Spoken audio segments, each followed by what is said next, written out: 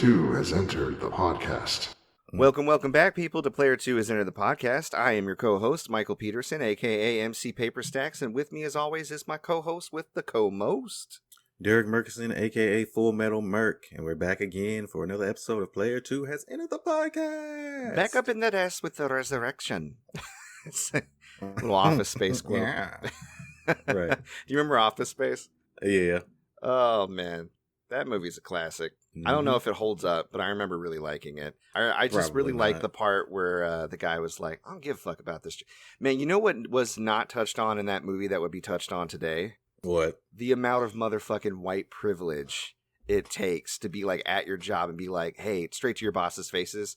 I don't give a fuck. I don't give a fuck. I don't give a fuck. I don't about you. And then being like, wow, what initiative. Could you imagine trying some shit like that? They would have your ass, all your shit in a box before you finish the sentence. Right. That is. I'm sorry, you don't give a what? You gotta go. Sorry, sir. You get your ass out of here right now. But no, What's my family? It was a neat concept and it spoke to me at the time, but of course it did because I live in the world where I could probably pull some shit off like that occasionally and not suffer the repercussions. Being married to a black woman, though, like highlights. Whenever I talk about some cheeky shit I do at work, my wife's jaw just drops. Like, I could never.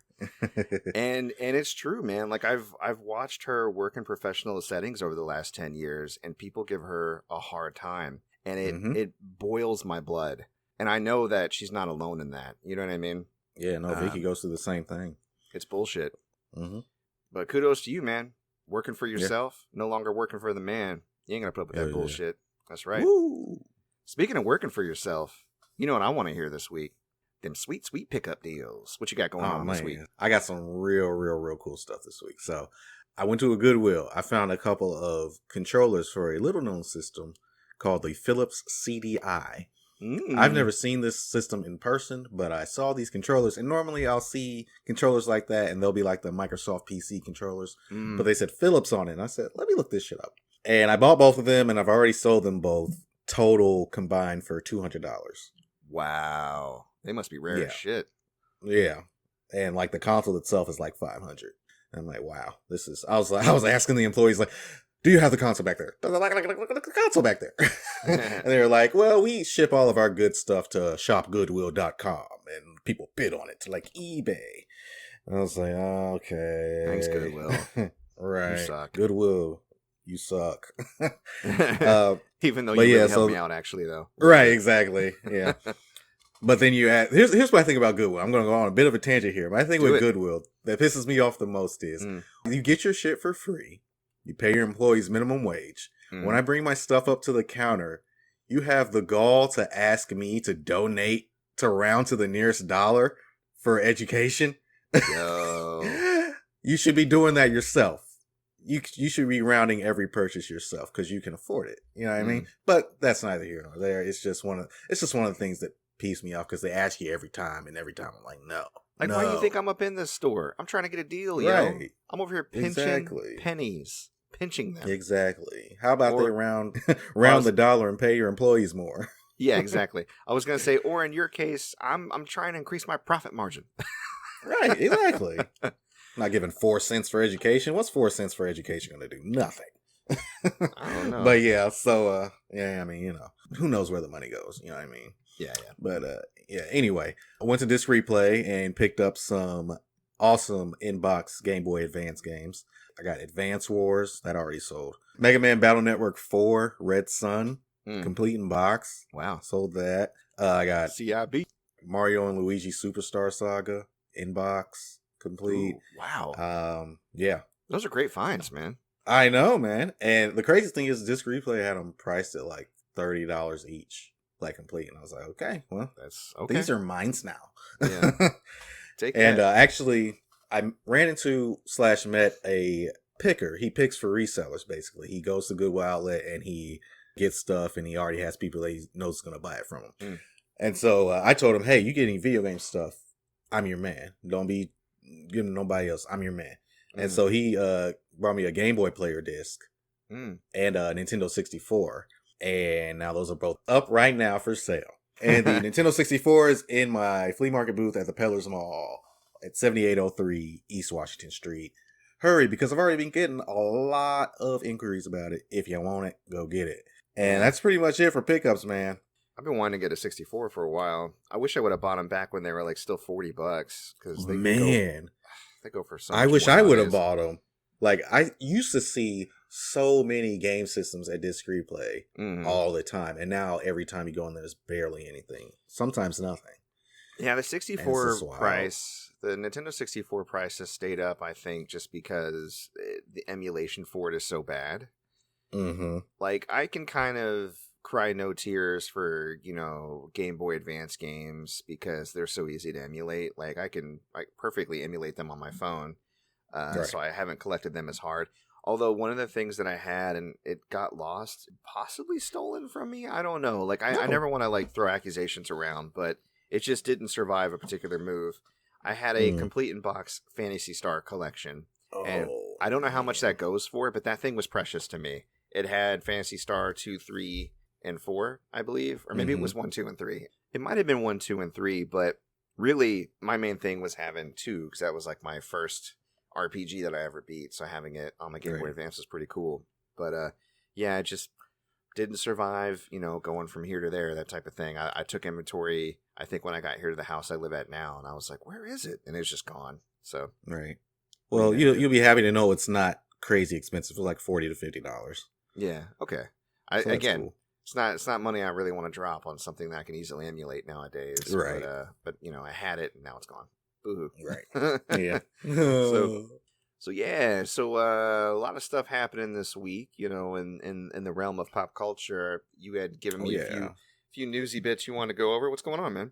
Yeah, so if you're into anime like me and a little bit like Mike, The Devil is a Part-Timer is getting a season 2 after 8 long years.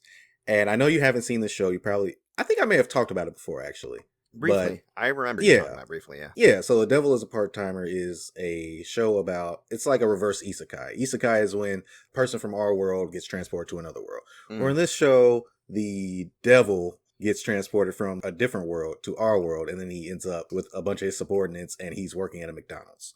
And he's just trying to be a better person and make a better image for himself, but people keep coming from the other world and trying to mess that up and keep bringing out his inner darkness, and he has to keep fucking them up. It's really mostly a comedy, but it does action scenes really cool, and it kind of just downplays when big shit happens. And it's a good show. So I can't wait for season 2. It says it's coming out this year, and I believe the first season is on Netflix. And it might be something you'd like, Michael, because it's not too serious. It's really fun, and it's kind of like a slice of life thing, only with the devil. Yeah. Working at McDonald's, so... I do like me some good Christian mythology. Like, I kind of get attracted to that for whatever reason. Maybe just because I'm so familiar with it. And your description is giving me One Punch Man vibes, and I love me some One Punch Man. And it sounds like almost like an allegory for being downtrodden or working class, right? Like, you're always trying to be good and you're trying to raise up, but some shit goes down you can't control, and then you just lose it. Right. Exactly. Oh, baby. Yeah. Just lose it. Oh, baby. Get stupid. Guess who's back? Back again. Satan's back. Oh, man. Right. I don't know. I might check it out. Yeah. The Devil is a Part-Timer. Who knew? Yeah. The first season is only 13 episodes, so it's not. Hey, that might be the next thing I have you watch. Yeah. That could be the next show. And you can watch 3 shows while I watch 1. Right. 3 episodes. I'm going to put you on. It's like, I want you to watch Case Closed. It's got like thousands of episodes. I want you to watch One Piece in 1 weekend. Do it. Oh, God. No, all my favorite animes are like Berserk length. They're like 20-something episodes. Like, Samurai Champloo or Cowboy Bebop. And short and sweet. Yeah. I don't know. Cool. What else we got going on this week? Okay, so there have been new images of certain character redesigns for Space Jam 2: A New Legacy. And people are not happy. For the Space Jam. Now, Space Jam was my shit, but if you remember, a character by the name of Lola Bunny was completely over-sexualized in that More like Lola movie. Fuck Bunny, you know what I'm saying? Right. Lola fuck me. But yeah, she was so over-sexualized. It was kind of gross. And it was ridiculous. And as a kid, you're like, I don't really understand what's going on, but I kind of like it, I guess. Well, see, now, again, age difference here. I was a little bit too old for Space Jam. And I understand the love for it now because everybody that liked it when they were a kid, i.e. your age demographic, you guys were all kind of out there and you got your own YouTube shows and you're talking about it. So I can appreciate the love for the show, even if it just wasn't for me. But yeah, at the time when I saw it, I was just like, why are they drawing this bunny this way? Right. Yeah. In this kid's show. Yeah. And so Lola Bunny got a redesign, and she is not nearly as sexualized as she was before. And you say not nearly. Hold on. I don't think she's sexualized now. I mean, she's still got like the wide hips, but other than that, like her boobs aren't almost. Okay. So she's coded. Are you trying to say like she's coded female, but she's not overtly sexual? Is that what you're trying to say? Right. Yeah, yeah. Right. Like she's got the oversized jersey and shorts on instead of like the thigh high. Okay. Like she doesn't look like a cheerleader. Basically. Right. Basically vagina high shorts on. Fair enough. Yeah, and her appearance has changed, and furries are mad. Oh no, not the furries. Because they wanna fuck that bunny. Yeah. Well, play Xenoblade Chronicles 2. You'll get your fix. Right. Oh yeah, exactly. Dak, I have thoughts on that game. But anyways. Oh man. Did you pull her? Not pull her. That doesn't sound right. I know what you mean. Okay, because you have to roll for. You have to basically. Right. It's luck roll based, for your blades. Like, yeah. No, I didn't pull her. Okay. But Xenoblade videos have been coming across my timeline because I'm playing Xenoblade and my cell phone listens to me and then it tells YouTube what to show me. So you know how that goes. Exactly. Yeah. Oh my god. Anyways. It doesn't matter if I pulled her or not, because pretty much every female blade you pull is hypersexualized in that game. Like, it's ridiculous. Right. Yeah. Anyways, we're getting off topic. I don't understand the big backlash. It's like, that's what Rule 34 is for. You know what I mean? Exactly. If you want porn, it's on the internet. Go out and get it and calm down. Right. Like, it's a kid's show. If they want their kid's show to not have hypersexualized characters, you should be for that, because then it's, young girls and young boys don't have those signifiers they have to kind of work through. You know what I mean? Right. I already like the turn that media is taking. I was having a conversation about this, I think with my boss the other day.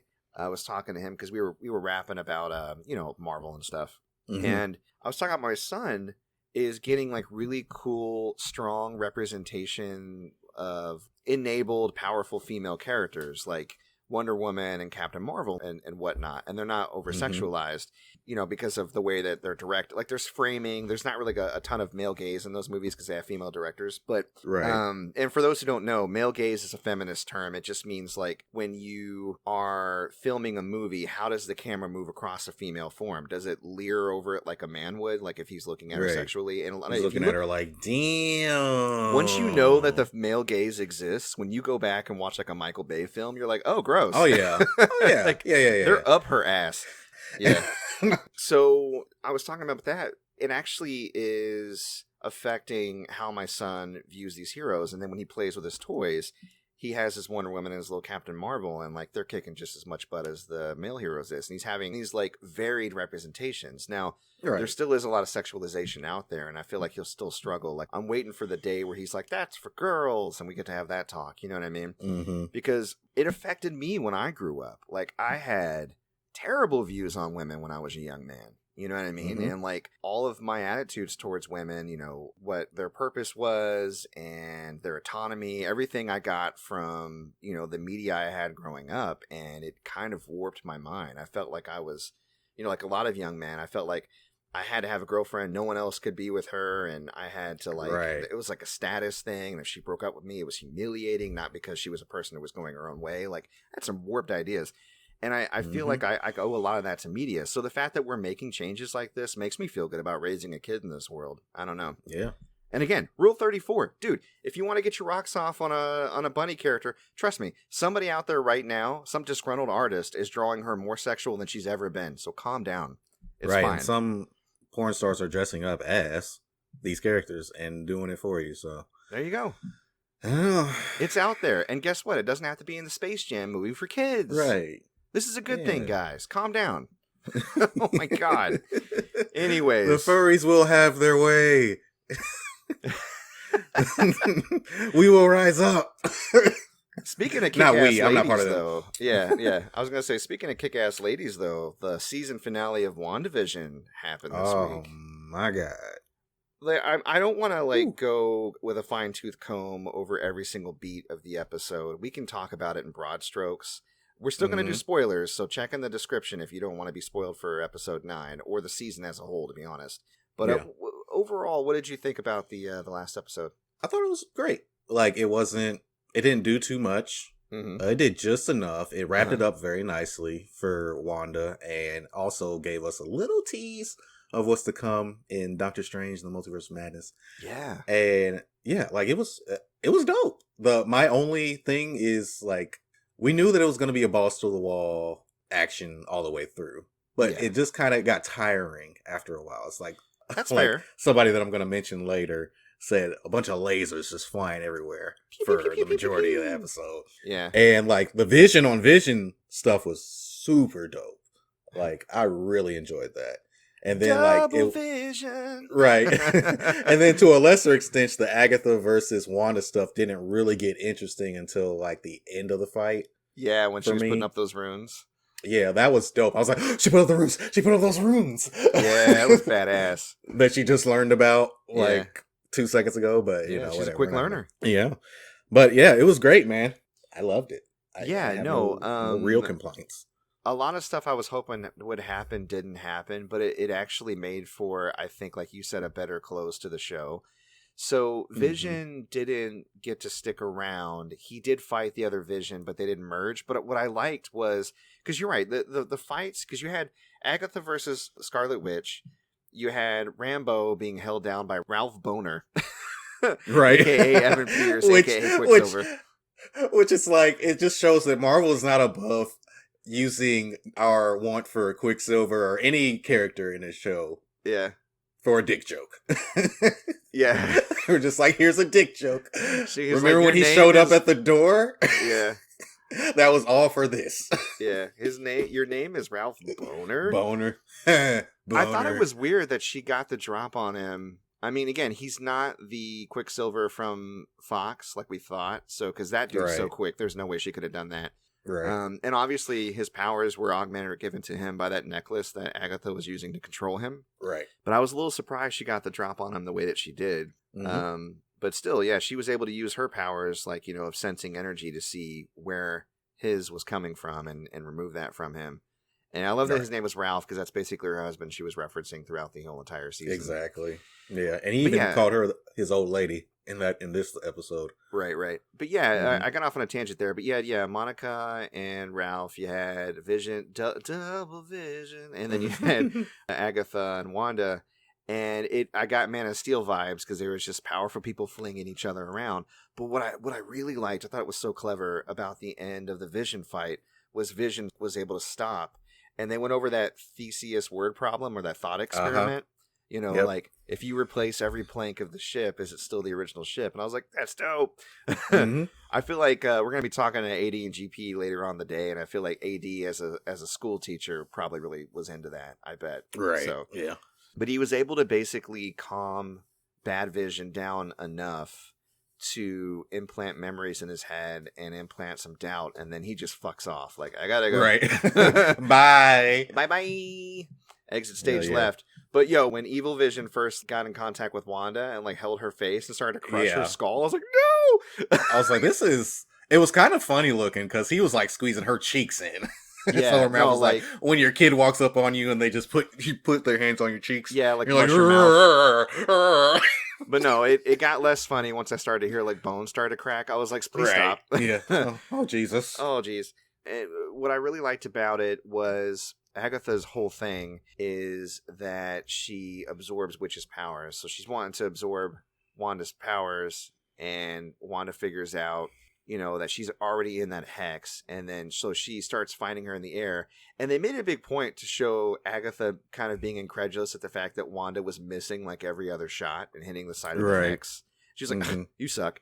But what she was doing is she was literally placing runes all around the hex, just like in Agatha's basement, to prevent Agatha from using her powers. So when it looked like she lost and she was pretty much absorbed, Agatha tries to give her a killing blow and then can't do it. And I was like, that's cool. Yeah, I thought for sure they were going to go the route of, the chaos magic's going to be too much for Agatha to handle and she's going to implode. Yeah. But nope. They went a different way. They said, psych, motherfucker.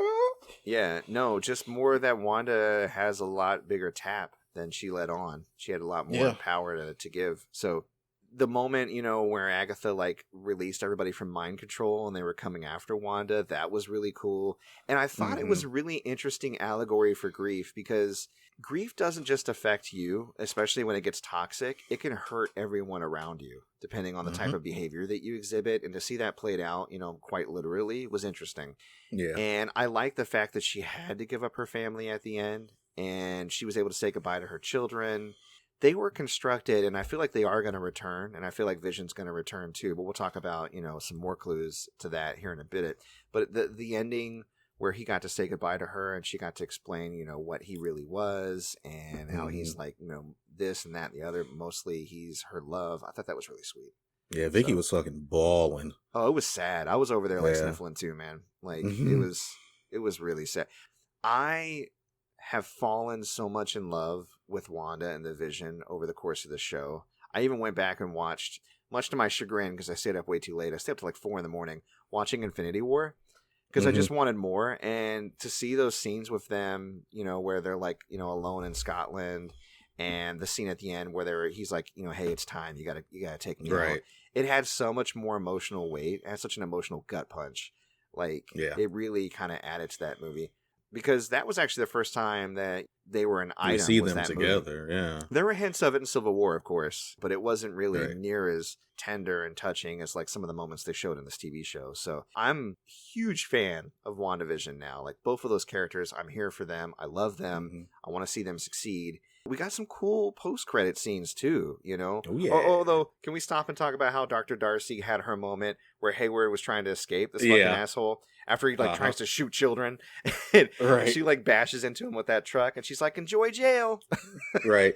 And so I was talking to Vicky about this, and maybe you can point me in the right direction, but I was like, what did he actually do that warrants him getting arrested and going to jail? First of all, he was actually trying, and I don't think that this is actually in accordance with what S.W.O.R.D. is supposed to do. He was trying to create a sentient weapon that he could use, and then he was willing to murder people to cover it up. Okay, so he was doing this without permission, basically. Yeah, he had gone a bit rogue as far as like his agencies. It was overreach. You know what I mean? Okay. Like he illegally detained FBI agents. He straight up tried to murder those children, and did not know. Well, they're not real. But he didn't know that for sure. He may have. I mean, and then he kept shooting when Monica got in front of him. He's like, a black woman, fire more shots. Get her out of here. I know. And that was so dope, though, when she turned into pure energy to block the bullets. It almost seems like she doesn't really have a handle on her power. It seems like it's more reactive. Like it just kind of activates in fight or flight, She's going to be extremely versatile. I know that. Yeah, it's going to be cool. So, but we get a post-credit scene with her. And this woman's like, hey, they need you in the theater. And they go into this empty theater. And I'm like, oh, no, what's going on? And the woman, the FBI agent that called her over, turns into a Skrull. And I was like, ah. Yay. And she's like, our friend wants you. I heard you were grounded. Our friend wants you up top side. And basically, I think it's Nick Fury summoning her. Oh, yeah. It's definitely Skrull. Nick Fury. Yeah. So I'm excited about that. Do you think, I don't think she's going to show up at all in Falcon and Winter Soldier. But do you think that she might make an appearance, or we might get more of her story in Loki? Maybe. Yeah? Maybe. There may be an episode or two where they kind of cross over, because Loki's going to be time hopping to prevent certain things from happening or from people messing with the timeline. So it is possible, but honestly, I think they're going to save that for either a series or Captain Marvel. Captain Marvel 2. Yeah. Yeah. In the very last credit scene, after Wanda kind of leaves, she ends up at this cabin in the middle of beautiful mountain ranges. Somebody I saw online had speculated it might be Sokovia, what was left, that big lake could be where the city dropped. I don't know if that's actually true, but she's in some kind of Scandinavian looking place. It's very beautiful. She's by herself. She's making tea. And then it shoots to further back in her house. And you see that she's actually astral projecting, and the real her is doing some Doctor Strange shit. She's reading the Darkhold, which is not great. Yeah. Which I fucking called it. I was as soon as I saw that book, the first time we saw it, I was like, that's a Darkhold. That's a Darkhold. Yeah, like that Leonardo DiCaprio meme. He's pointing at the TV. like, that's a Darkhold. They know what that is. But no, and I know that's not good.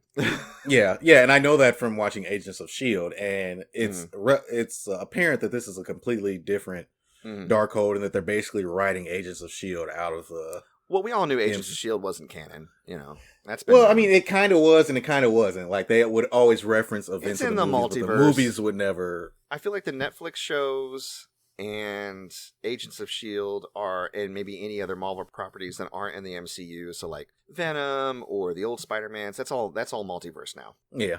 So they're canon in the aspect that anything's possible in the multiverse, but I don't think they're MCU canon, if that makes sense. Right. But yeah, she's reading that Darkhold, baby. Woo. For those who don't know, the Darkhold is there's an eldritch elder god, kind of like Cthulhu. His name is Cthon, and when he was defeated, he poured all of his evil and all of his malice and hate into this book. This book is like the One Ring of the Marvel Cinematic Universe. It corrupts. It is bad. So the fact that she's like just all up in that book, so deep, girl, reading into it, you know what I mean? And then she hears her son's voice like, Mom, and then closes the book, and that's the end of the scene. I'm like, oh my God, what's going to happen? So I'm hoping it doesn't corrupt her, but I'm thinking that there may be a bit of, I was going to say, there may be a bit of Scarlet Witch versus Doctor Strange in that movie. We'll see. Which we already got confirmation that she's stronger than the Sorcerer Supreme. So yeah, Agatha kind of confirmed he's going to have some problems. Yeah. She's definitely kind of upped in power now that she's starting to grasp her whole Scarlet Witch roots, and she's starting to research like how to do these spells. Oh my God. She's not just she's not jazzing it, so to speak. Yeah. And what I love most about the show is that it didn't do the absolute most as far as reveals and there's a big bad behind it all. And it's they could have done that, and it would have been popular and fun, but they did a lot of subversion and tricks and misleading, and again, they were able to, like you said, when not doing the most, they were able to add more weight to the decisions made and give more of an emotional punch. You know what I mean? Like. Yeah, tell a more human story. Yeah, exactly. So I loved it. I loved it from start to finish. Yeah. I was a little, like I said, the episode was a little sad and depressing at the end, but there's hope for, how it could turn out later on. And now I'm like hooked. I'm like, oh my God, give me more, please. Yeah, and the beautiful thing is WandaVision can never be tainted by a bad second season, because that's it. That's WandaVision. Yeah, that's it.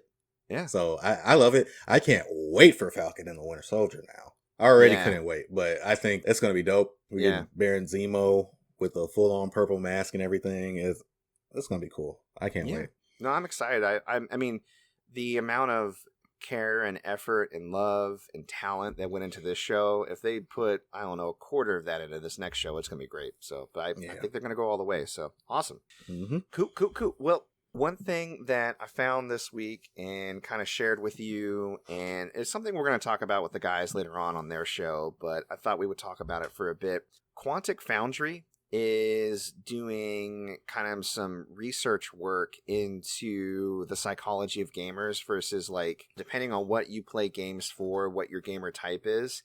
And I think the cynical side of me sees this as a way for them to milk big data so they can sell it to gamer companies to advertise to gamers more targeted. Right. But the kind of optimistic side of me sees this as a way to learn more about yourself and your preferences so you can better select the games that you want to buy.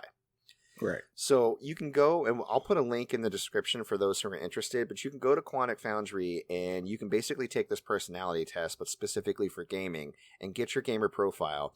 You can add in games that you really love into your gamer profile and get video game recommendations. But I wanted to share like what our profiles were and how accurate we feel they actually turned out to be. For your Quantic gamer type, what did you end up getting? I got the Bounty Hunter.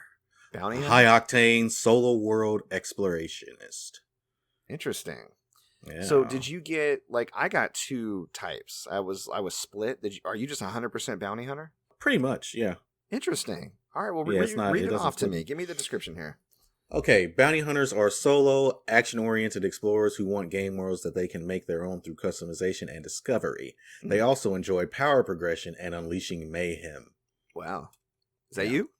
Yeah, that's me. Not so much the customization. Yeah. Is this your king? Yes. It is me. It is I. But yeah, I'd say that accurately describes me. I'm very, very solo oriented. Like, I just want to play my game, my single player game by myself, learn these characters, learn this story, learn this world, and then move on to the next thing. And then just have it inside me for the rest of my life. Awesome. Cool. Have you tried the video game recommendation thing yet? No, I don't think so. No. Hop back and try that sometime. I was looking at it. It was actually really spot on. It was recommending Persona 5 Strikers to me. Right. Borderlands, Sleeping Dogs, Yakuza, Legend of Zelda, Dead Island, all stuff that I actually already like. So I've been adding in stuff that I've already played, and it keeps recommending more and more stuff. So I feel like if I find myself kind of at odds with what I want to try to play, I can just go, hey, what does it recommend? Right. All right, well, my Quantic gamer type is Gardener/Gladiator, which I've been sending gifts to you and the guys this week. In my head, I imagine Thanos in the garden after he did the snap. Like, yeah. It's over. The gamer type mottos: Gardener is quiet, relaxing task completion, and Gladiator is dedicated hardcore gaming. The primary dominant player type is Gardener, and then I secondarily lean towards Gladiator. Gardeners are looking for quiet, relaxing task completion. They enjoy accessible gameplay that focuses on completing levels, quests, collecting stars and trophies, and collecting collectibles. Gladiators are competitive gamers who are more likely to identify as hardcore, and they want games to engage them using a broad spectrum of features. They are looking for an epic, skill-based experience in the games they play. And I think that's me to a T, to be honest. Yeah.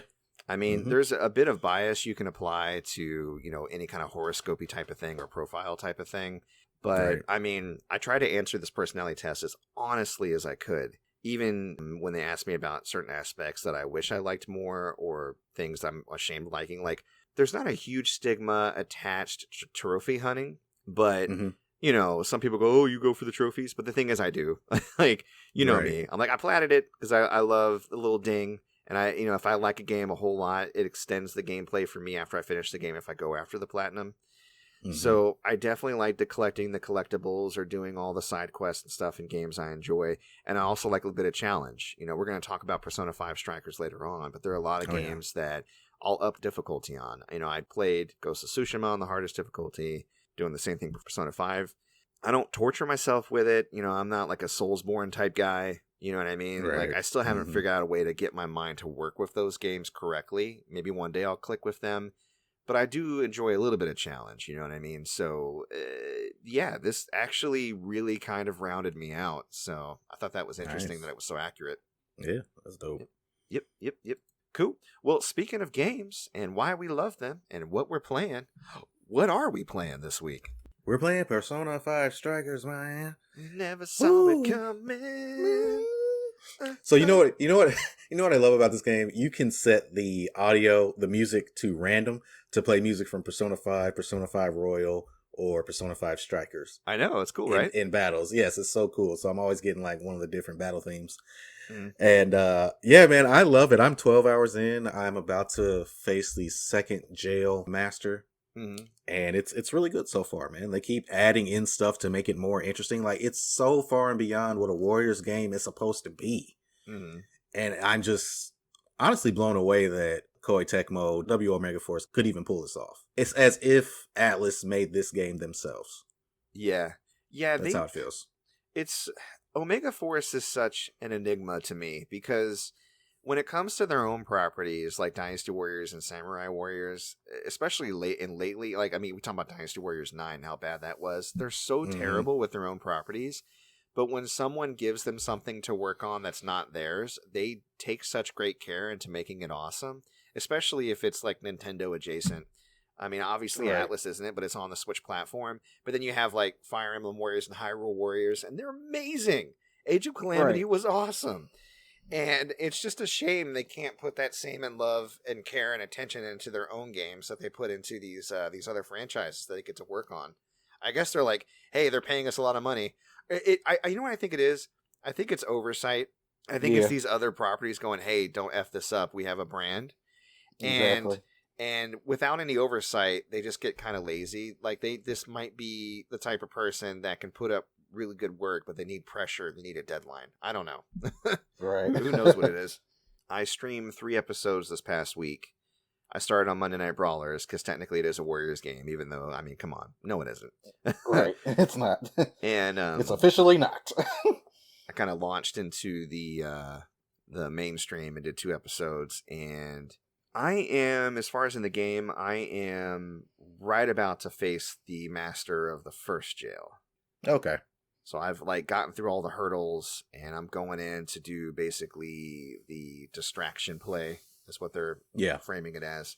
Mm-hmm. And now that I've had a chance to kind of really open up the game and learn like the mechanics and like how the different characters play, I've got a lot more familiar with it. I'm playing on hard, not because I'm trying to prove anything, but I found it normal to be too easy. Like the battles would be over too soon, and I wasn't having any fun. Like if I ambushed, the first all-out attack would pretty much kill everybody in the group. Right. But on hard, if I make a mistake, I suffer for it, so I'm a little bit more careful. And even after the first all-out attack, the battle lasts a little longer, and I have to actually put forth an effort, which I find engages me more. So, yeah. In fact, I got my ass kicked a little bit on Tuesday because I got ambushed one too many times where they hit me first, and it forced me to learn how to use items in battle and what the retry system is like, and I had to make some adjustments, you know what I mean? Yeah. And SP management, which I did save up, and I got the, I only have level 1, but I'm almost about to get level 2, the boost that, it's really expensive, it costs like 15 points. Yeah. It's the boost that gives you HP and SP recovery after every battle. So yeah, I'm about to get a level 3 of that. Okay, good. It's very helpful. Yeah. Extremely helpful. Hey, I got a guest down here. What's up, buddy? Turned into a lot of things. You turned into a lot of things? Do you want to fix it?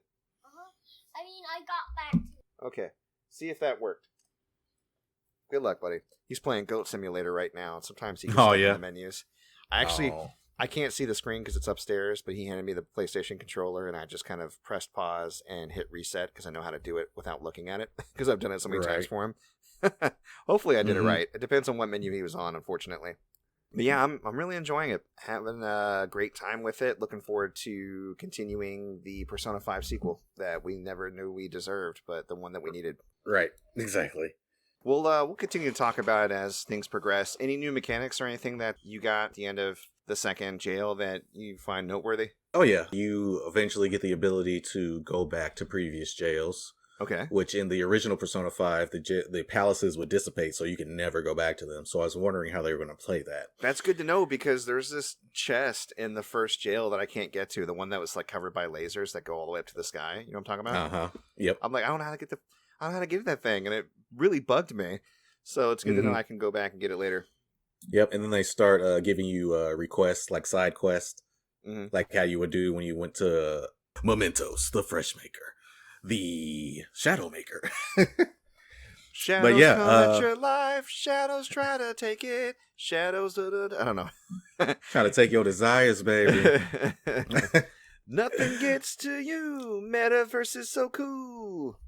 And also, I love story-wise how the Fan of Thieves are genuinely like learning about these jails as they go along, because they're not exactly like the palaces. They have different things that they have to work around. They have to work around how they're doing their calling cards, because they can't just throw something up on a screen and be like, "Oh, hey, we're coming to get your treasure." They gotta be a little sneakier about it. And I also really like the PubSec guys, Zenichi. I don't like him. You don't like him? Well, the only interaction I had with him was when we first come back from the jail after getting all the roadblocks out of the way. We run into that drunk guy, and then he comes up and he's like, "I'm your knight in shining armor," and I was immediately like, "Fuck this guy." No, he grew on me anyway. Okay, he was so smug, and then he was in the bar like saying stupid shit, like the sly cat hides his claws. I'm like, this guy is such an asshole. Right. So yeah, maybe he's written really poorly in the beginning. I don't know, maybe he's just awkward. But everybody in the group was like, "What the fuck is wrong with this guy?" Yeah, they keep calling him Gramps, and he's only like 30. Yeah, that's so Japanese. Yeah, and we're getting our little summer road trip that was teased at the end of Persona 5. So, oh, that's good. Yeah, so it's pretty cool. I really like it. What I really like so far, what I've unlocked, is the more battles you do with a particular character, the more there's like 4 different main abilities you can unlock. You know, like flourishes at the end of combos or passive abilities. Like, for instance, there's a passive ability Ryuji has, because a lot of his attacks are charge-based. They get more and more powerful as he charges them up. It'll actually decrease his charge time to get to the max charge. Or, you know, she'll add a flourish where she'll do like a plume of fire at the end of a combo if you press the strong attack button a second time. Yeah. You know, and I love that. I love that. My only issue with that system is it doesn't tell you how to unlock these. They just kind of unlock as you play as the character. Well, I'll tell you then. It's literally, you just have to keep playing as them. That's literally all it is. Yeah. Okay. Like, there's a little bar that slowly goes up as you enter and exit battles with them, but you literally just have to be controlling them during a battle to get points towards that system. Okay. And it doesn't take long. You could technically kind of grind it out, like, in about an hour of going in and out of a jail and just kind of sweeping a couple of maps. You could get one character done if you want. Yeah, I've already got Joker done. Okay. And Yusuke has my favorite one so far, where Goemon casts Sukukaja, or one of those things, and it increases your critical and evasion. Yeah, that's so dope. Yeah, his counter mechanic is really cool. Mm-hmm. So, yeah, he's one of my favorite characters to play as, actually, so I'm glad you're getting on with him, too. Yeah, he busted. Yeah, and Ryuji is a fucking monster. Mm-hmm. Like, his attack and defense is so high. And he's really good in that first dungeon just because of his, his thunder powers. There's a lot of enemies that are weak to thunder in the first. Like, the first dungeon I find is interesting because the optimal team is kind of the first team that you would have in the original Persona 5. The optimal team is basically Joker, Morgana, Ryuji, and On. I mean, in my opinion. Yeah. And they force you to continuously switch out your characters, which is cool. So you're not just playing as one character the whole time, because they don't... Do you mean force or do you mean encourage? Because I haven't been forced so far. Well, yeah, encourage. Like, let's say I've got Joker at level 25, but Haru is sitting over here at level 18. I was like, well, I need to switch her in so I can get her leveled up in case there's a situation where I have to absolutely use her. Yeah. So, yeah, it's good. Yeah. Well, I was going to say, they do a really good job of encouraging to switch to different characters because of the baton pass mechanic. So... If you're constantly switching between characters during battle, and again, if you're on hard, they're going to last a little longer, so this makes more sense. Or if you're like fighting a mini boss, because some of the bosses are pretty tough. Like McCoy comes to mind; he was pretty tough. Mm-hmm. You temporarily increase attack and defense, and also increase the rate at which a showtime will, which is this game's version of Muso attack, the rate at which that charges. So it's really smart to kind of switch between characters, like every 30 seconds or so. And a lot of times other characters will suggest attacks that you can just press a button and automatically switch them. Like maybe you're fighting as Joker and Morgana go, hey, what about this? And he's pointing to like one of the candies that you can drop on the enemy. So it's like a contextual attack. And then you'll switch to him and execute it. Another character might be like, hey, I want to use Tarunda. And you're like, yeah, sure. And you switch to them and use it. So, and I love the fact that they incorporate the elemental attacks and the buffs into the combo string, so you don't have to waste SP to use them. That's so dope. So cool. Yeah. So no, this game is just getting better and better, and I'm super excited to see more of it. We'll definitely be doing a spoiler cast for that this year. So. As you can tell, we could talk about this all day long. Yeah, but let's move on. Yeah. So I'm gonna rattle off the other games that I've been playing. I played Maquette, was that puzzle game that just came out for PS5 for free this month. It's cool. It's got like a really large version of the world that you interact with, and then in the middle of the map there's a smaller version of it, and you can move items inside and outside of that map to make them bigger or smaller to solve puzzles. The opening starts with like this kind of song, and you're like going through and getting introduced to the world. It feels like it's directed by Wes Anderson almost. Like it's a very hipster type game. I was like, is this the Grand Budapest Hotel? Right. But I mean, it's cool. It's relaxing and chill, and I dig it. It's not exactly taking advantage of the full power of the PS5, so it's not like a must have. But it's free, and honestly, I can think of worse ways to spend a Saturday afternoon. So, just saying. Right. I keep having fucking dreams that I'm finding a PS5 at a flea market, and the guy's like, oh, I can't sell it for 9 days because of Indiana law. I'm like, fuck! That's a weird dream to have. It's a very weird dream. Poor Derrick. I know, I need it. Do you want one so bad that if I was able to get my hands on one and buy it, you would buy it from me? Oh, yeah. Okay, because I Definitely. get notifications about them going up for sale all the time. Yeah, every time I And- click those links, Yeah. they're gone. Well, I tell you what, moving forward, I will make an attempt to buy them whenever they come up, and I will notify you if I actually lay claim to one so you can reimburse me. Okay? Cool. Yep, All right. sounds good. I got the hookup on the Yeah. lookout. So for Friday Night Frights, I played Resident Evil 4. It's about time. Right. It's a classic, and I had a really good time. Usually I do like an hour for Friday Night Frights, but I ended up playing it for 3 hours. And I'd like to go through the whole story, but it's a pretty lengthy game. I mean, unless you're doing a speed run, this is my first run through, so nothing's upgraded. It's a beefy boy. Yeah. So I got all the way up through the El Gigante fight. I basically got Ashley, and then we dove through that window in the church, and that was the end of that chapter. That's where I finished. Okay. So a decent amount of the way through. I'm having a ton of fun with it, though, so I'm probably going to continue that for the next few Fridays if folks are interested in hanging out with me for a bit. I played Smash Brothers Ultimate, but we'll talk about that a little bit later in gaming news because it's related to the DLC that just dropped. Ooh. And also, in honor of the fact that the HD re-release is happening this year, I started a Pokemon Diamond Nuzlocke. Oh. Yeah. So I figured I would share my progress on the Nuzlocke on the show in the coming weeks. That way people can kind of get an idea of where I'm at. So I picked Chimchar as my starter, and I named him Goku, because of course I did. Right. I caught a few other Pokemon. My rules are I can only catch one Pokemon per new area, and I have to nickname them. And if they get KO'd in battle, I have to release them. They're gone for good. Okay. Luckily, no KOs this week. I did have one miss. I was in Route 203 and an Abra showed up, and I knew it was going to teleport away. So I Hail Married a Pokemon, So I threw a Rattata at it. I was like, take that. No, I Hail Married a Pokeball, and he broke out of the Pokeball and teleported away like an asshole. So thanks, Abra. Damn. I got to the first gym, which is in Orberg, and it's a rock gym, kind of classic. Yeah. And I caught a little Badoo named Buddy. And me and Buddy went in there and sucked the life out of all those rocks. We absorbed their essence. And then Cranidos came, and then we used Mega Drain on a paralyzed Cranidos. He stood no chance. And I was pretty evenly matched in levels, but I ended up getting 3 levels in the gym alone. So I'm I'm looking ahead at what the levels are for the gym and trying to make sure that I don't power level past those levels, so it's still kind of tense. Because, I mean, you could easily just use your starter in the early Pokemon games and you do all battles with them and probably sweep the game, but that's not in the spirit of a Nuzlocke. So, Right. I also caught myself a sweet Shellos, and I named her Guella DeVille. I'm very proud of that nickname, so I wanted to share it. And then I have 2 Geodudes, Bimmy and Jimmy. They're double dragons. Oh, okay.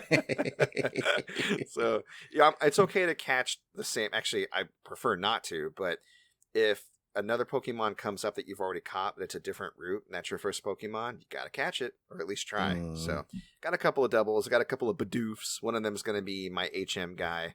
So, Right. Which is one of the improvements in Pokemon I really appreciate. The fact that you don't have to have HMs tied to take up a Pokemon's moveset. That really sucks. Yeah.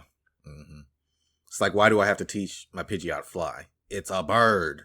It's a bird, yo. It's Yeah, a bird.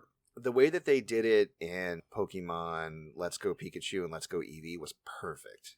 Yeah. They're just extra abilities that Pikachu or Eevee can use, whatever. It's fine. I love that. Nice. So yeah, I'll update folks as that progresses in the coming weeks. But let's get on to gaming news.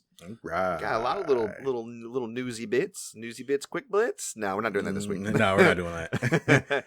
So I made the joke that I was gonna keep calling it quick shits, and then I was gonna turn it into like a trashy radio show. It's like you're here with the shits.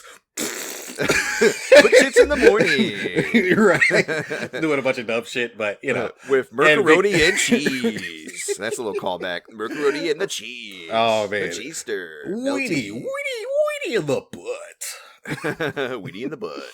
All right. So what we got for gaming news this week? Okay, so I love the Tales of series, Tales of Xillia, Tales of Xillia 2, Tales of Symphonia, so on and so forth. Sure. We finally, after a year, got a new trailer for Tales of Arise. Which should have been coming out last year, but, COVID. So, yeah. We got a new trailer. It got some more story bits in there. The main character is a slave, and he's trying to liberate his country from the opposing forces. And then he's got the magic girl who he pulls the sword out of course, and he needs her power to to activate the sword, a la Xenoblade Chronicles, a la every other fucking game with a sword that comes out of girl. And so it's looking really cool. It's looking really nice. I can't wait for it to come out. They said no release date, but further info this spring. And I'm like, I don't want to hear that. I just want the game. Next, Ratchet and Clank is free on PS4 for the month of March, part of PlayStation's Play at Home initiative. You do not need PlayStation Plus. You can literally go to the PlayStation Store and download it. It is a remake or reimagining. No. It's like a reboot of the first game. Yeah. Yeah, it's a remake. Loose tie into the movie. Exactly. And it's really good. It's great. Like it is really good. The story is but the gameplay is like top fucking notch. Who comes to Ratchet and Clank for the story, honestly?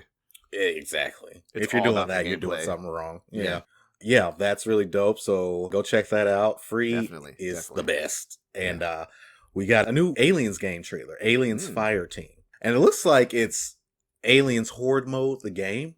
It gave me a lot of Gears of War vibes when I was watching it. You're basically playing as Colonial Marines against a bunch of aliens. It looks team-based. It's not made by Gearbox. Randy Pitchford is nowhere near it, so that's nice. It looks really good. It looks honestly clean. Graphically. Yeah.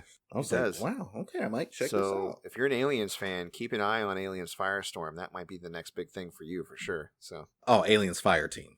Fireteam, thank you. Yeah. I said Firestorm, didn't I? Yeah.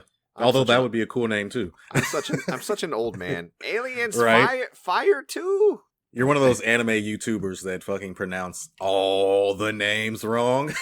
And it's like, how are you an anime YouTuber and you don't know Naruto's name? And you say Naruto. I know you do that too, but you're not into it like that. So that's intentional disrespect on my part.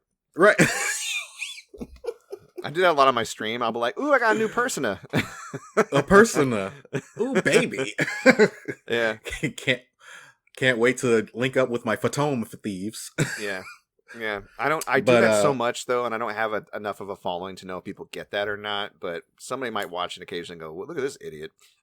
Right. But a similar thing happened to me. Someone posted like a real Hotep post, and I said, exactly. That is exactly right. No, I said truer words have never been spoken. And then she says, this was a joke. And I said, so was my comment.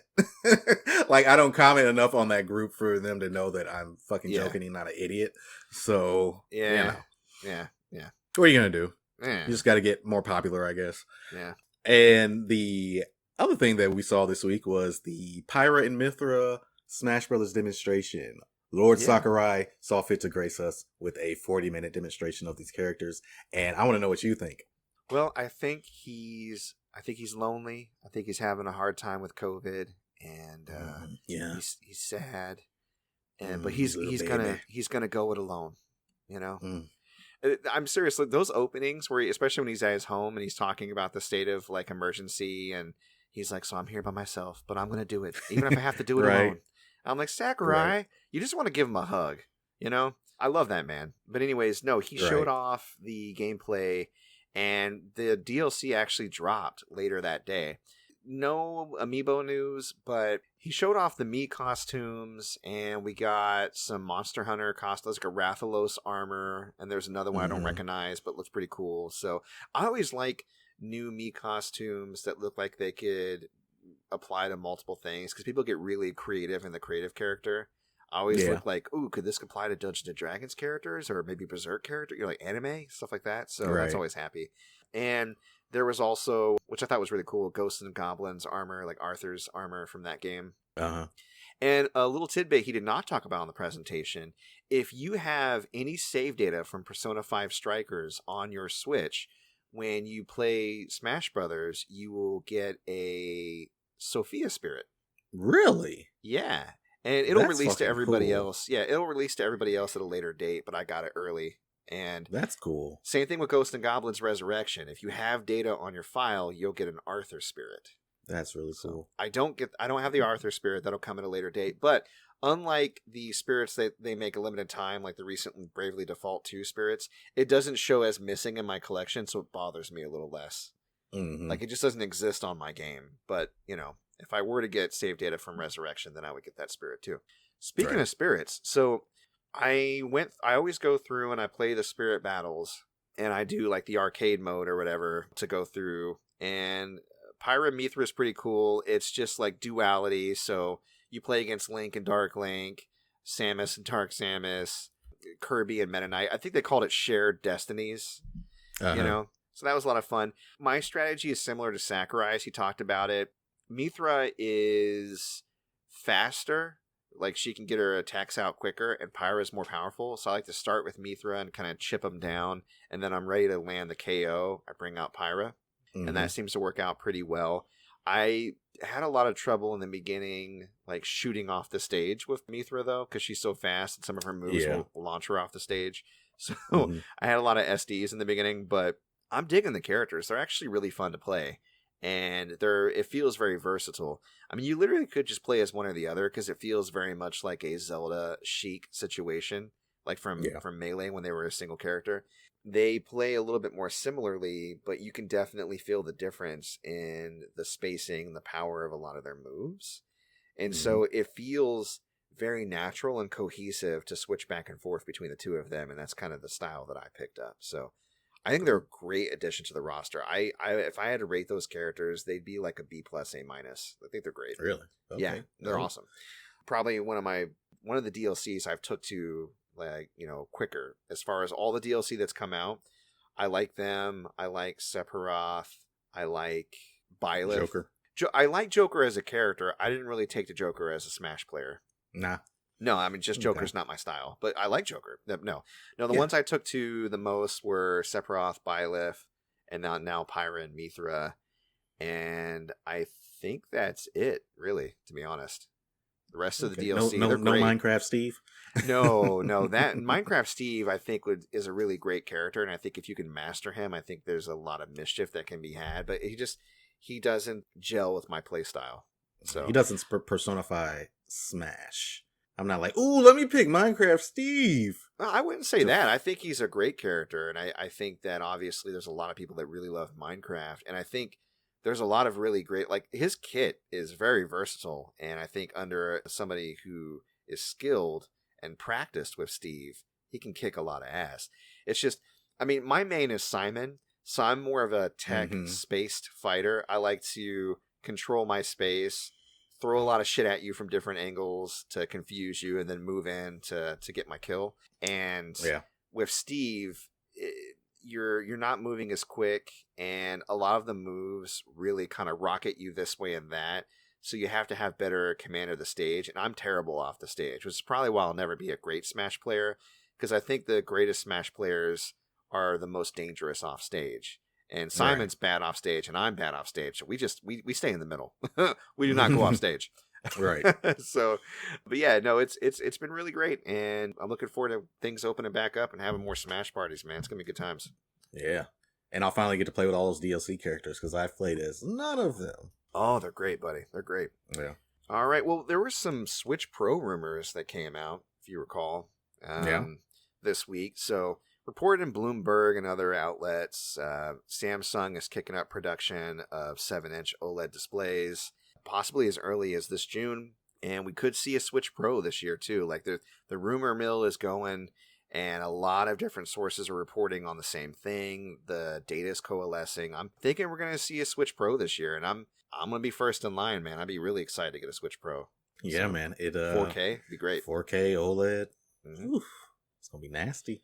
Yeah, there's a rumor that there may be games that you can only play on the Switch Pro, which I guess kind of makes sense if the power is kicked up that much. But what do you think about that? Well, considering that the PS4 Pro and the Xbox One X didn't have exclusive games for those platforms, I don't really like it. I mean, from a standard consumer perspective, you'll have to buy a whole nother console to play this new game, and it's essentially a sequel to the Switch and not just a revision if there are exclusive games for it. They did that a little bit with the new 3DS with Xenoblade Chronicles. I think that's the only game that required the use of the extra thumbstick that they added. You might be right. Yeah, so I don't know, man. Like I said, for consumers, it's not good. For Nintendo and developers, it is good. Obviously, you're going to get more sales. Somebody that just bought a Switch is going to be like, fuck, now I got to buy a Switch Pro, and they're going to buy it. to play those games. No, the Nintendo's got a lot of consumers by the short and curlies. So, I mean, they have a reputation for quality, and we bitch a lot and go, oh, $60 for Skyward Sword HD, but I guarantee you the pre-orders on that game are probably through the roof. Oh, yeah. So, and those Joy-Cons are already sold out. Oh, my God. They are? Wow. Yeah. Yep. Yeah. I'm not going to spend that much money on Joy-Cons I'm too afraid to play with because they'll break. Right. I'm really seriously considering getting into Joy-Con modification, though, to be honest. Because I'm hearing a lot of buzz about it, and a lot of people are getting into it, and it seems to be really easy, or a lot easier than you think it would be. Mm-hmm. So who knows? I'm gonna replace my terrible planned obsolescence joysticks that like die really early, and with some maybe more durable ones. So I don't know. Yeah. Anyways, only other thing on the docket I can think of was Hogwarts. Hogwarts Legacy, is that what it's called? Yep. So I've been seeing a lot of articles posted up in gamer groups about Hogwarts. I mean, obviously the main controversy, if you want to just start from the very beginning, is it's tied to Harry Potter, and Harry Potter's creator, J.K. Rowling. She is a massive TERF. And if you don't know what TERF means, it is trans exclusionary radical feminist. It's basically there's an acronym for that. Yeah, that's what TERF means. Trans exclusionary. It's basically women who hate trans people. Now, right. To not simplify it, like to explain her side a bit, not that I take her side on this at all. She tries to frame it as an intellectual argument, like, I'm just fighting for gender, and her main argument, though, is trying to make her sound like she's just concerned and is wanting to talk about, like, gender, but really, she just invalidates and spreads a lot of, like, bullshit about trans people, like, you know, the whole, like, you could just say you're a woman and go in the bathroom and a bunch of bullshit like that. And It's really toxic, and it lends to a lot of dehumanization of trans people, which then again lends to a lot of violence. She recently released a book about a guy that dresses as a woman and kills other people. And it's just like, what are you doing? Yikes. Yeah. So, you know, there's already that. And then it came out recently, and I know that you had talked about this earlier today, that the lead designer for the game is a total right-wing Gamergate homophobe, transphobic, racist, terrible person. Yeah. and misogynist, and racism. Ooh. Oh yeah, brother. And so there's all that going around. And then they talked about how there's the developers added in a mode where you can make a trans character. But I looked into that, and really it's just you can pick if you have a masculine or a feminine voice, and then you can pick if you're going to be like a wizard or a witch or whatever, like which house you get sorted into. They don't talk about pronouns. They don't go into like other things that would actually be important to trans characters. So it really kind of just seems like they're slapping a coat of paint on there to go, hey, we're trying to separate ourselves from the creator, the TERF that created this series. Look what we're doing. Right. And it's just, you know. So, you know me, I'm pro trans rights. I really wasn't eyeballing the game to get it anyways, and I don't think boycotts work, you know, but obviously I don't buy Ubisoft games because it's a personal choice. I don't want to support certain behavior monetarily. So if you decide you don't want to buy Hogwarts because of all this, I get it. If you decide you're going to buy it, despite all this, I get it. I'm not going to judge you on it. But you had some news in regards to the latest on that game that I thought was kind of interesting. Yeah. So the lead designer's name is Troy Levitt, but I pronounce it Leave It because he left the company. Anyway, he tweeted out a couple of things. He said, 1, I have made the decision to part ways with Avalanche Software. I have nothing but good things to say about the game, the dev team, and WB Games. 2, I will be releasing a YouTube video about this soon on my channel. Ew. And to clarify, I felt absolutely secure in my position. However, I still wanted to resign for reasons that I will explain in that forthcoming video.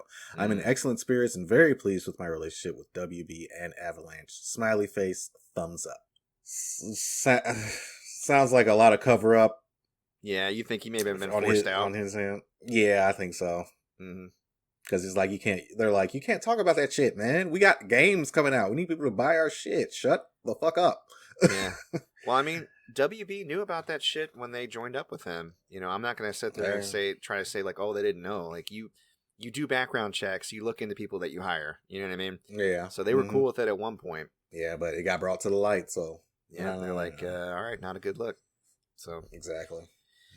I'm not going to cry What are you any gonna tears do? for him. I think it's going to spark up a lot of controversy and debate that I'm just exhausted at this point to even get into. Yeah.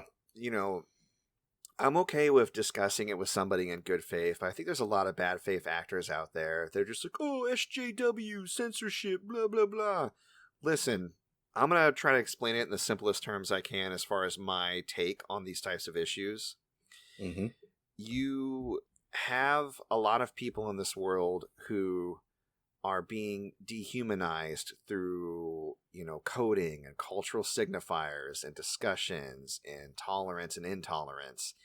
And when you dehumanize people, you make them easier to be targeted, to be hurt and be attacked and be marginalized and be disadvantaged. And what we're seeing in pop culture and video games and movies and TV and whatever and what have you is a movement to shift the conversation to be more inclusive. That doesn't mean that you get less, and it doesn't mean that you can't be who you are, but it does mean that you need to respect everyone, and no matter where they come from, what their life choices are, as human. Like, that's the bare minimum, man. You know what I mean? Like, we all deserve a chance to live the way that we want to live. A lot of shit that we've done in the past gets in the way of that for a lot of people in very dangerous and violent ways. And that it just has to stop, Yeah. And that's really the point. So I get it. There's a conversation to be had about censorship. There's a conversation to be had about hiring and firing people. I don't necessarily know if I agree or disagree with him being forced out if that was the case, because they did hire him in the first place and he did a lot of work for them. But I mean, that's neither here nor there. The choices that we make and the things that we put out there in the universe, that's going to stay out there. And I think that we can allow people a chance to grow and change. There are a lot of comedians that I love that have said some really ill shit in the past, but they've grown as people. And there are others that haven't, Right. So it's a case by case type thing, We were recently talking about Gina Carano and James Gunn and how one was saying a lot of divisive ill shit that is dangerous propaganda and hasn't apologized, and the other one, said some really hurtful and mean and gross things and has apologized and growth and that this and that and the other, and how those two things are different. So I would say the same here. So who knows? Maybe he'll go and apologize and go, hey, I regret those things I did, and take those videos down. Maybe he won't. I don't know. Yeah, it is time what it will is. tell. We'll see. Yeah. So now that we're past gaming news, there's one thing I've been wondering about this week, and I just gotta know, Derrick, what you feeling? I am feeling a YouTube channel by the name of Mr. Sunday Movies. It's two Australian guys that just sit around and talk about movies, and they're really funny, make hella jokes. And they recently just did a season finale video on WandaVision, and it had me cracking up laughing. And they have a series called Caravan of Garbage where they review movies that are universally panned as garbage and just kind of poke fun at them. So Mr. Sunday Movies, they're really dope. I know you mentioned earlier that you watched them as well. I've been watching them for 10 years, actually. Okay, well, there you go. I've been watching the channel for a really long time. They're mainly comic book focused. Mm-hmm. And they do a lot of stuff. They do podcasts and other types of shows. They are funny guys, like you said. They have really well edited videos. I like watching kind of their theories on things. So yeah, if you're into that type of thing, you just can't get enough of pop culture, comic books in particular. They sometimes even do games. Like the Caravan of Garbage, I think, even covers bad video games sometimes. Mm-hmm. But yeah, no, they're great. They're really funny guys, and they notice a lot of stuff that I completely miss. So I think they'd be worth checking out too. Yeah. It's a great thing. Well, what are you feeling? Ooh, what am I feeling? So every once in a while, inspiration strikes, and you just come up with what it ends up being the perfect gift. Mm-hmm. So I'm feeling something that I got this week, mainly from my wife, and I'm kind of digging it too, and I wanted to talk about it because I think it's a revelation. Can we talk about that on here? Well, it is an explicit show. All right. Go for it. No, it's nothing like that. My wife likes to listen to meditation, relaxation, different types of stuff, especially when she goes to bed at night. Mm-hmm. And I know she's really kicked that up lately. And she has like a pair of headphones. I know that your wife, I know Victoria has issues with this too. She doesn't like using inner ear headphones as much. So she has the big bulky over the ear headphones. but that's kind of tough. You got the wire and everything, and you're trying to sleep.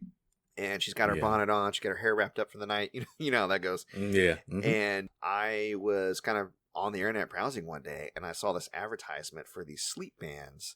And they're basically like Bluetooth wireless headphones that are in a headband that also goes over your eyes to help you sleep better. It's like the eye mask or whatever that you can sleep with.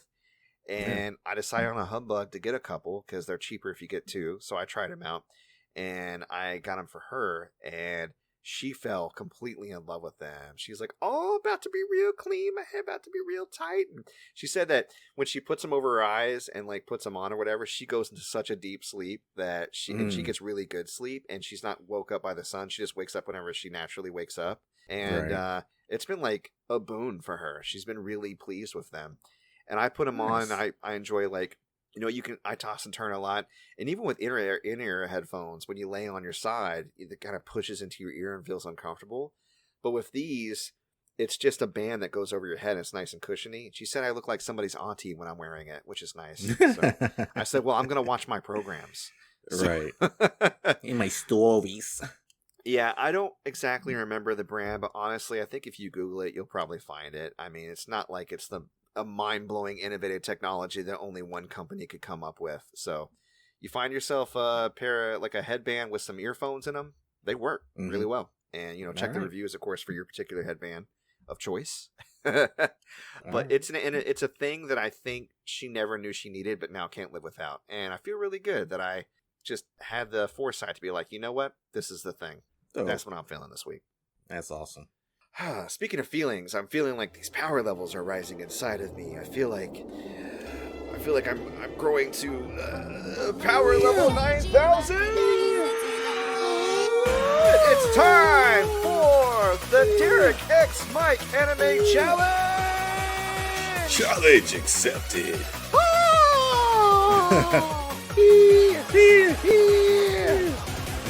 This week, we're talking about Berserk and Full Metal Alchemist Brotherhood, episodes 55 and 56 with Berserk episode 19. Derrick, I just got one question for you. Episode 19, was it hype? It was hype. I'm telling you, man. Every episode gets better and better. It starts off where Costco is trying to keep Guts from leaving. And then, Judo, he's like, oh, yeah, I remember exactly. Oh my goodness. Judo and Corcus actually end up taking him for a walk, take him to a little bar, and they're talking about, Corcus is talking about how we finally risen above our station and, we've made something of ourselves and you just can't leave the battlefield behind. You have to do all this shit. And Guts says, I'd rather fight for my life than live it. He's like, you're right. I'd rather fight for my life than live it. Which I was like, God damn. It's interesting. Corcus actually had him figured out. Corcus is such a basic bitch, but he has that moment where he just like has Guts' number. He's like, man, fuck you. All you want to do is fight to survive. You don't care about like achieving anything. Like, we're Kush. We made it. Right. We made it, Guts. We've arrived. We got bitches. This is all he's concerned with. Yeah, exactly. That's literally all he cares about. But he walks off in a huff. Yeah. Because he's like, this is bullshit. I can't listen to this shit anymore. If you say another word, I'll kill myself. I was like, damn, they were saying that back then. Yeah. Yeah. Then Judo gives us a little backstory on Corcus, how he used to be the leader of a band of mercenaries himself, or a band of thieves, one or the other. He had his own dreams, and they kind of fell by the wayside when he started working for Griffith. Yeah. And Judo is just like, why do you really want to leave? And he just says all the stuff about how he wants to stand as Griffith's equal and not just kind of be his underling. So yeah, harkening back to when he kind of stepped in on that conversation between Griffith and Charlotte. And I pointed out that was a very important conversation because Griffith talks about that a man that would be truly called his friend wouldn't rely on Griffith's dream, but would have his own dream. And a man that would stand as his equal would pursue his own dream above anything else. Guts realized he didn't really have a dream or direction, but he cares about Griffith. He's grown to like really love him. And I think that he realized, he was like, I gotta figure myself out here. Like, what am I doing? I am just an animal trying to survive. It's the first time I think that his worldview or anything beyond finding was ever challenged, Right. Yeah. And so Judo and him are talking, and Judo's like, hey, what do you think of Casca? And he's like, what? She's a fine woman, and she's very impressive, and she's dope, and I mean, I guess she's cool, whatever. Yeah. But she's already given her heart to Griffith, and he's like, I don't think that they're ever going to be a thing. The only woman that can take Griffith where he wants to go is Charlotte. So, if you like Casca, he's like, I'm the only one who had some faith in you guys, I guess. And then he kind of walks off.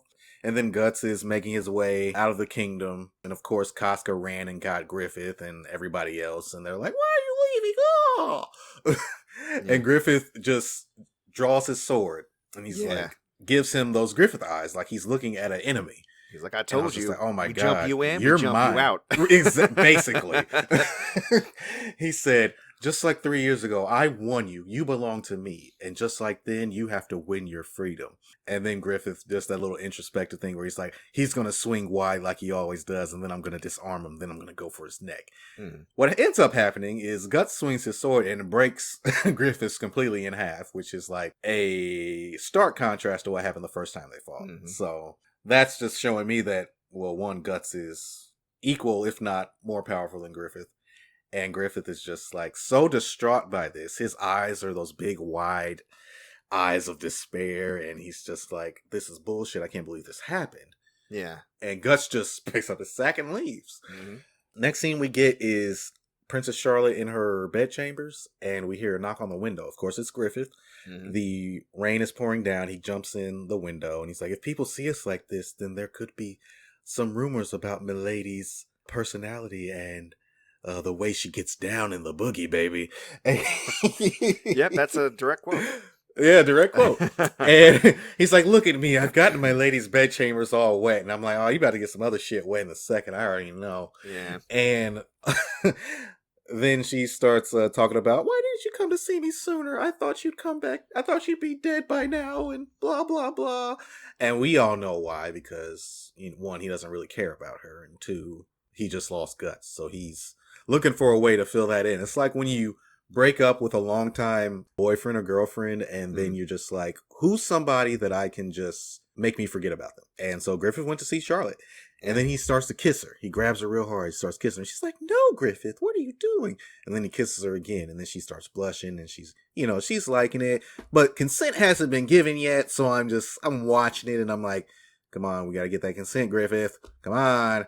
And then he like throws her on the bed and he's like, are you scared? And she's like, well, no, but Griffith, no. And then he starts kissing her neck and then she's like, okay. Yeah. So we got our consent, which I was happy to see.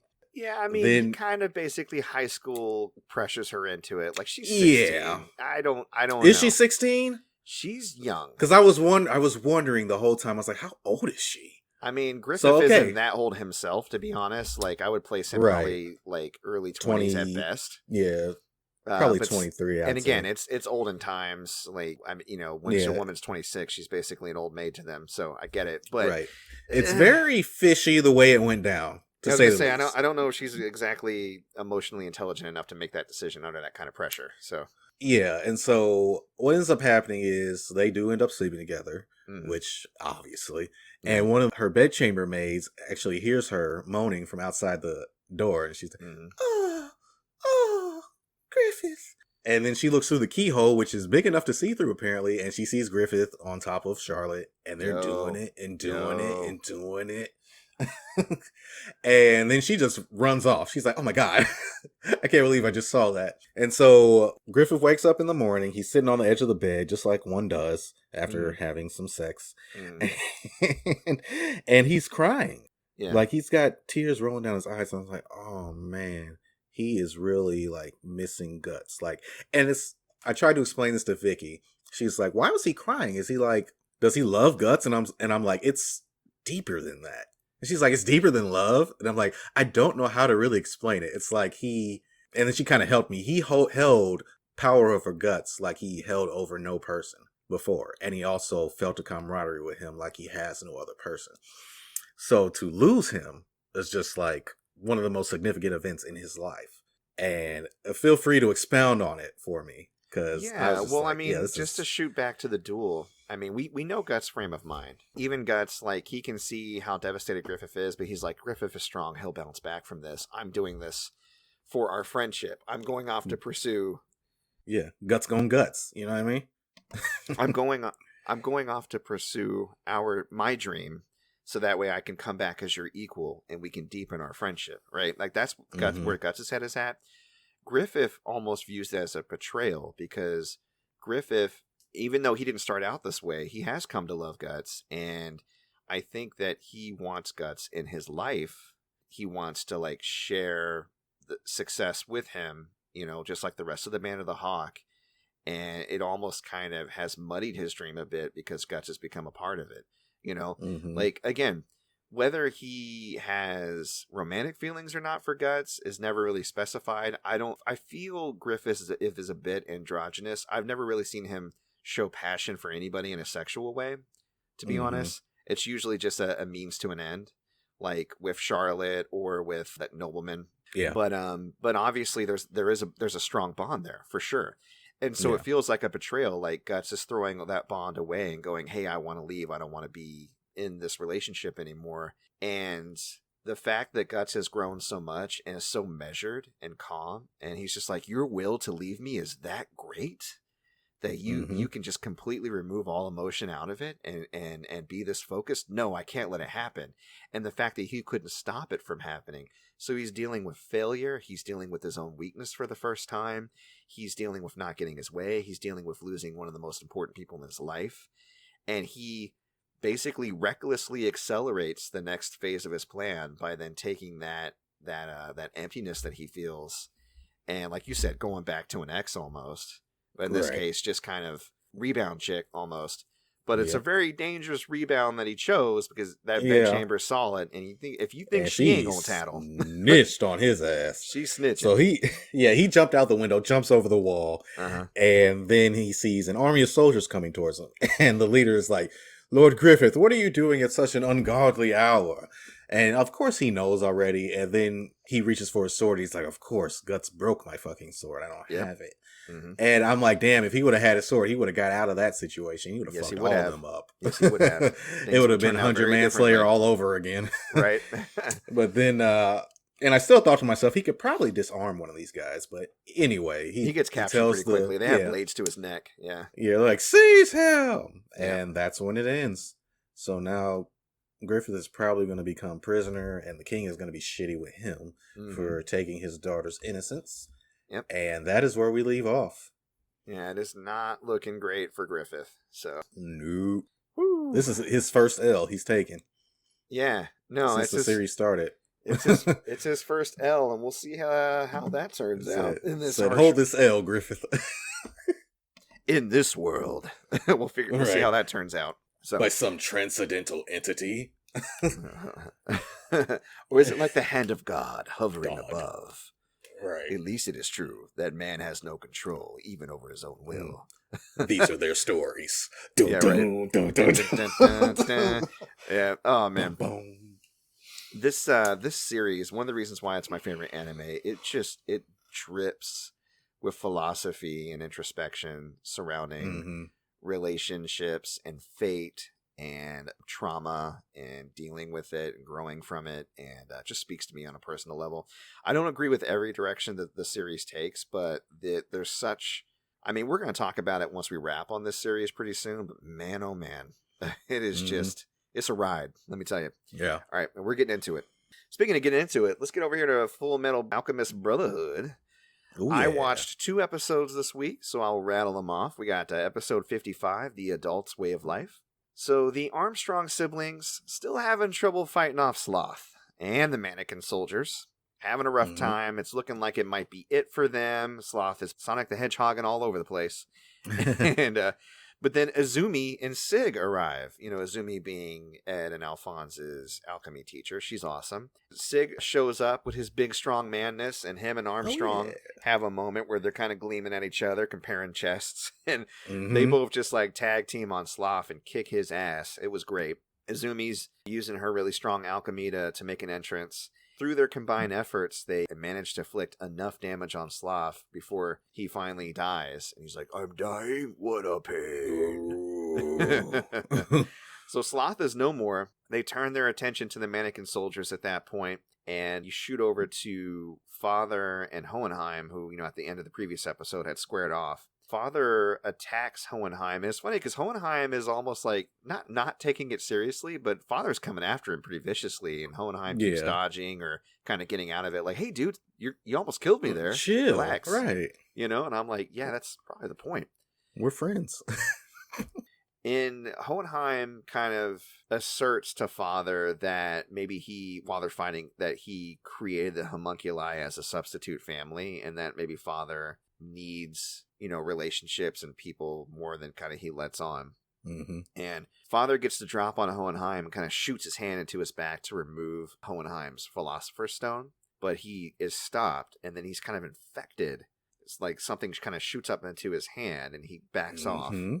And then they shoot to Briggs Fortress soldiers, declaring the majority of the Central Command headquarters is captured and celebrating. And as they're celebrating, in the distance, who do we see approaching Central? None other than Bradley, still alive. Woo, shit. Heading up with his sword in hand, promising to reclaim it. And I'm like, uh-oh. Yeah. Oh, boy. And then we shoot to episode 56, The Return of the Führer. And what a return it was. Thank God. Yes. The very beginning of the episode actually does show a flashback for Hohenheim when he escapes into the desert right after the destruction of Xerxes, when he and Father are kind of created, so to speak, in their current form. And he's rescued by Jing merchants, and you can hear him kind of talking to himself. It's almost like he's speaking to the souls of the dead that were imparted into the Philosopher's Stone inside of his body. Yeah. And in the present, Hohenheim expands on that, and he reveals that when Father tried to steal his Philosopher's Stone, he infused some of the souls from within the stone into Father's body, and those souls want vengeance, and they're trying to destroy Father's body from the inside out, because Hohenheim believes that the body that Father created is basically his new flask, and if it's destroyed, then he will cease to exist. Right. And he talks about how he learned all 500,000 and some odd souls, like each of their individual names, like over time, throughout the years and years and years, made sure to learn all their stories and actually spoke to them. And I was like, that's impressive. Right. And they're all on the same page. And they're all like, we got to take Father down. So they start to basically tear Father's body apart, and then he busts out of his own skin and just is basically a humanoid kind of dark void form of the homunculus. But he's able to exist outside of his container and show his true form. And Hohenheim's like, ah, shit. Very fuck. That didn't really go to plan. They shoot to Bradley, who begins his solo attack on headquarters and like completely annihilates a tank. It's actually pretty badass. Yeah, it's a badass sequence. Yeah, I gotta admit. And then he goes up against Central Soldiers and Buccaneer and just destroys Buccaneer's automail arm, stabs him multiple times. Buccaneer, for his part, keeps coming though. He's just like, I'm gonna do what I can. You know what I mean? You ain't about to take me out that easily. As Bradley reaches the battlements above the front gate and trying to get into Central proper, he's challenged by Greed, and I was so happy to hear his voice because it looked like all was lost. Buccaneer was pretty much dead. Greed shows up. Greed starts to fight him and tries to use the advantage of getting to Bradley's blind side. So Bradley removes his eye patch and uses his homunculus eye, counterattacks. Buccaneer fights and allows himself to be stabbed in order to actually remove Bradley's sword, which disadvantages him a bit, but Bradley brandishes daggers and he's back in it. Central soldiers are reinforced by the 3rd Guards Battalion under Gamlin, and Fallman and the remaining Briggs Fortress fight pretty much defensively at that point. And there's a lot of confusion about who's on whose side, because they basically proclaim to be on Bradley's side to get everybody on the side of the insurgents, but now Bradley's back. Very confusing. Right. Mm-hmm. And then Fu arrives, badass as ever, just shoots up, bow, because he was following Greed's chi and Ling, and launches his own attack on Bradley, and it's basically Bradley versus Fu versus Greed, and that's where the episode ends. So, oh fuck, okay, it's going down for real. This is one of my favorite fights in the series. Coming up, it's so fun. Yeah. Well, I mean, just everything from Bradley showing up to the episode that you're about to watch is like one of my favorite fights. Period. Because Bradley. Yeah, he's like he's cutting the tread off of a tank. He's cutting a tank shell in half. Like, it's crazy. And it's like, what is the sword made out of? Or is his ultimate eye just so good that he can pinpoint exactly where he needs to hit something in order to deflect or slice it, or yeah. It's I think nuts. that's it. I think he's surgical right now. Yeah. It's interesting because when he was fighting Buccaneer, all the soldiers were standing by, and I'm like, shoot him, and then they do, and I was like, don't shoot him, because anybody that fires a gun at him dies. Like, he comes at them viciously. I was like, oh, stop shooting! What are you doing? Run away. The Briggs guys get called away to fight the Central soldiers that are coming back to support Bradley. So I'm like, good, because you can't handle Bradley right now, obviously. Yeah, I love when Fu shows up and he's like running up that escalator. And they're trying to shoot him. Yeah, they're trying to shoot him because they don't know what the fuck he is. And this is a Briggs soldier trying to shoot him. And then he just jumps out and he's like, bah, bah, bah, bah, bah, bah. And when you see Bradley, you know it's on, because he's like, this is the guy that cut off my daughter's arm. Yeah. I was like, bro. Oh, God. It's so dope. Well, now that we've wrapped up the Derrick X Mike Anime Challenge, I believe that is our show. I had alluded to the fact that we'd have a guest this week. We had some scheduling conflicts, so it's the first time I called an audible and it didn't go through. So that's why I usually don't say when guests are going to show up, because you never know what's going to happen. But hopefully we'll see our guests next week or sometime in the future. And again, for those who decide to come out and listen to us this week, we appreciate you. And those who are maybe interested in getting some of those complete in-box Game Boy Advance games or any other gamer goodies and possibly more, where would they go to find you at, Derrick? Oh, they will go to ebay.com/str/gamergoodies and more. On Instagram, I post my pickups at Gamer Goodies More, and on Twitter, I do the same at goodies_more. I've been very kind of lackadaisical about that. Like, I posted something last night, and I hadn't posted anything for like a week or two. Sorry, I'm gonna get back on it. I swear. It's just I got a lot going on with the business and everything, and WandaVision. No, not WandaVision, but yeah, there's a lot going on. So I'm gonna try and get back on that so you guys can see all the cool, sweet things I'm getting, baby. Great. All right. Well, if you want to follow us on the show, we're posted up a few places. So we have a Facebook. It's at facebook.com/player2 is enter the pod. We also have YouTube channel, Player2 is enter the podcast. Follow, like, subscribe, get notifications for either. Of course, we upload every single Sunday to our main hub, anchor.fm/player2 is enter the pod. And we're available wherever podcasts are usually hosted. So you can listen to us on Breaker, Google Podcast, Overcast, Pocket Cast, Radio Public, Apple Podcast, and Spotify. If you have any questions, comments, concerns, suggestions, want to reach out, you can email us at mcpaperstacks@gmail.com or comment on the aforementioned social media sites. And if you want to follow me personally, I'm on Twitter at MikePetersonAL. I do live gaming at twitch.tv/mcpaperstacks, so join me on Mondays for Brawlers, Tuesdays and Thursdays for a mainstream game. Right now it's Persona 5 Strikers. Fridays for horror games. You can check the channel for the schedule. And all of my past streams are archived and uploaded to YouTube at MC Paperstacks Plays. That, ladies and gentlemen, is our show. Thanks for listening. We appreciate you, and we will see y'all next week. Bye-bye. Peace.